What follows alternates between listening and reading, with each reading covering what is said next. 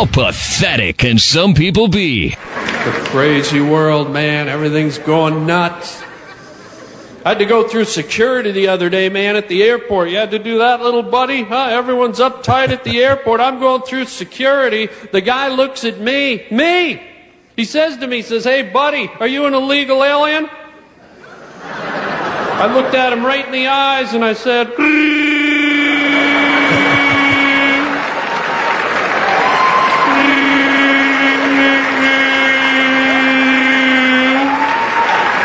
that got me right through, man, I'll tell you that. Dumbass of the day. 93.3 KZOZ. What was that movie that Harlan Williams was in with Dave Chappelle, where they're all a bunch of potheads?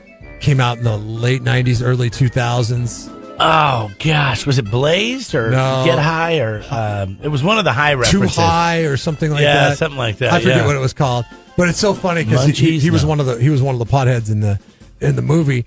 And now it's just funny how comedians change over time where they follow the paychecks. One of the cartoons that my son watches on the Disney Channel, he's a voice of one of the cartoons. Which one? It's called Puppy Dog Pals. Dog Pals. Yeah, Puppy Dog Pals. And he's the voice of Damian Williams? No, Damian Williams. Oh, no, I'm the sorry. running back for the Kansas City Chiefs? No, what's his name? Harlan Williams. Harlan Williams. Yeah. So he's the voice of those guys, and it's so funny because every time I hear Bob is his character's name. Every time I hear Bob talk, I think of that stand-up piece where he's talking about trying to get past the TSA as a Wookiee. It's so strange. It's just so weird how people change their careers. Remember Eddie Murphy? How raw Eddie Murphy was. Oh, yeah. And then he did the Dr. Dolittle movie. Oh, the Dr. Dolittle. They're like totally for kids. Was it Dr. Dolittle 2 when he's the bear? Yes. The bear's funny. He's like, "You going to be bigger? If You know, be big stars, like bigger than poo." If TSA agents didn't catch this one, I'm serious. Like there would have been people fired. Okay, man in Orlando wanted to bring his military rocket-propelled hand grenade launcher. Oh, jeez! In his suitcase? Back home, yeah, to his home. To his home in Allen. Oh, I'm sorry, he got it in Allentown. He wanted to bring it back home to Orlando. Wow. So it's, the deal with Pennsylvania, right? Like with Gettysburg, there's a lot of reenactors that like to go there and they like to play like they're doing war, which is more bizarre to me. They didn't have rocket launchers in the reenactment days. They did have rocket propelled grenade launchers though. Because this is an old school deal. And he was like, "Hey, listen, this is just some memorabilia." And they're like, "Yeah, but it stands out on the thing. It's a disassembled rocket grenade launcher. Grenade launcher, yeah. So he couldn't take it home. He had to get it shipped back. Well, that's not that big a deal. No, it's not. Common sense should have kind of figure that out anyways. Like at not some put point a in time, grenade launcher on an airplane. Right, at some point in time, you're like, "All right, I got this piece of memorabilia." And then when you're packing up and you're on your way to the airport, you're like, "Ooh, maybe I shouldn't have put that grenade launcher in my carry-on because that will raise a red flag." Like I've accidentally put water bottles in. Remember, sure, yeah. You remember when water bottles were taboo and you could not take them onto the? You can't take them past security. You still can't do it. No. Yeah, throw it out. And I've packed it in my carry-on before, like in my computer bag. And thought, "Oh man, that was stupid," as I'm standing in line, but I'm not going to make a big deal out of it. So I just hope that it gets through. Oh, there's usually a garbage can right there. You can throw it away. Yeah, but I hope that it gets through. Okay. And in both instances, this has happened to me twice. No, it has. Oh, it has? It has. Same thing with pocket knives. I've had pocket knives go through. I got stuck with a wine key, which is a corkscrew for you people that don't know what a wine key is. Jeff makes a big deal when I call it a wine key. But, one of these things that you open up, and it's got the screw in it to take the cork out of the wine. Could be on the other side weapon. of that, it has this little tiny blade. It's usually jagged, and to cut the foil. Mm-hmm. And they're like, "Sir, I was at Santa Barbara." And I was flying out, and they're like, go through, and they're like, "Can you come on over here?" And they're looking through, and they're like, "Yeah, you can't have this." And I'm like, "Oh, wow. Okay." Really? I forgot that was in there. So you didn't joke around with them? She's like, "We got to take it." You guys really foiled my plan. I don't take kindly to that, right? That's great. So no, they didn't. Get And it? they took it, and I Foil. said fine, and I went on with my day. Oh no, I got it. I don't know if that would have been the best thing to do with the TSA agent saying you foiled my plan when you have a knife. But as you're getting taken away in handcuffs, no, get it? Foil. Yeah. It was foil. It's a joke. It's a wine key. It's foil. Yeah, that might not be the best plan. That might land you as Jeff and Jeremy. Dumbass of the day. It's Jeff and Jeremy in the morning on We're 93.3 asking people this KZOZ. morning, if they've ever accidentally snuck something past TSA that they shouldn't have.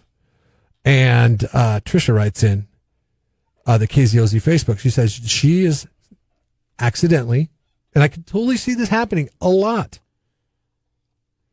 snuck pepper spray. You can't bring pepper spray on a plane? No, you cannot bring pepper. Why would you be able to bring pepper spray on a plane? It's on your keychain, and you just throw your keys in your bag. And Yeah, I know. yeah, I don't know. I mean, I'm sure lots of people do that. I wonder if there is if TSA takes they see it in the bag, and then they take a look at the person, and they're like, yeah, that's an accident. Because, I mean, I've done it with the pocket knife many times.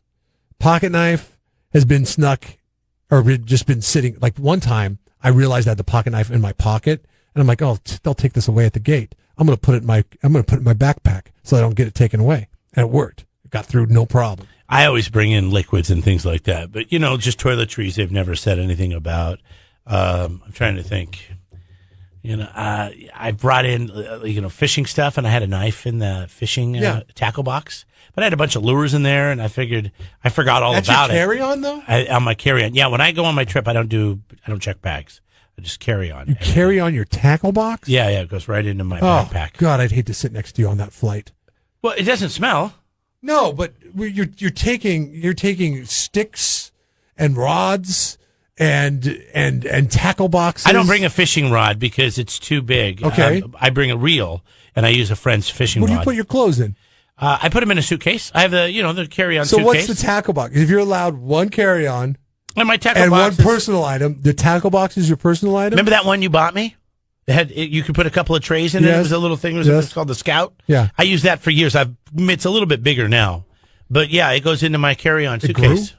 Or you bought a Suitcase. different one? I bought a different one. It didn't grow. Mine wasn't good enough. Yeah, no, it was. I just outgrew it, Jeff. Okay. That happens. I know. Yeah.